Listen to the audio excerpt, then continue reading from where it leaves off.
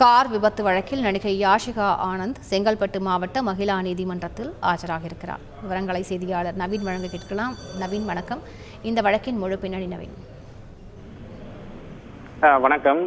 கடந்த 2021ஆம் ஆண்டு ஜூலை மாதத்தில் நடிகை யாஷிகா ஆனந்த் தனது நண்பர்களுடன் புதுச்சேரி சென்றுவிட்டு சென்னை நோக்கி வந்து கொண்டிருந்தார். அப்போது கிழக்கு கடற்கரை சாலையில் மாமல்லபுரம் அருகே சூளேரிக்காடு பகுதியில் வந்தபோது அவரது வாகனம் சாலையின் தடுப்பு சுவரின் மீது விபத்துக்குள்ளானது. இந்த விபத்தில் நடிகை யாஷிகா ஆனந்தின் நெருங்கிய நண்பரான பவனி செட்டி என்பவர் இந்த விபத்தில் சம்பவ இடத்திலேயே உயிரிழந்தார். இது தொடர்பாக மாமல்லபுரம் காவல் நிலையத்தில் வழக்கு பதிவு செய்யப்பட்டு செங்கல்பட்டு மாவட்ட அமர்வு நீதிமன்றத்தில் இந்த வழக்கு விசாரணையானது நடைபெற்று வந்தது.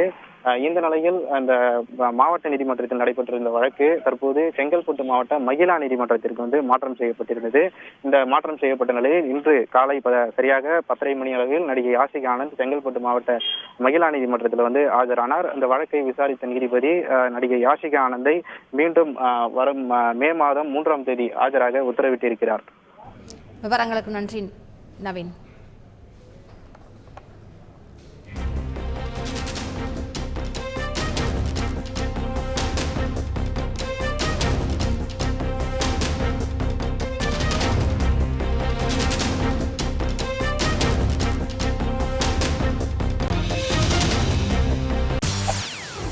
செய்திகளை உடனுக்குடன் தெரிந்து கொள்ள உடனே சப்ஸ்கிரைப் பண்ணுங்க.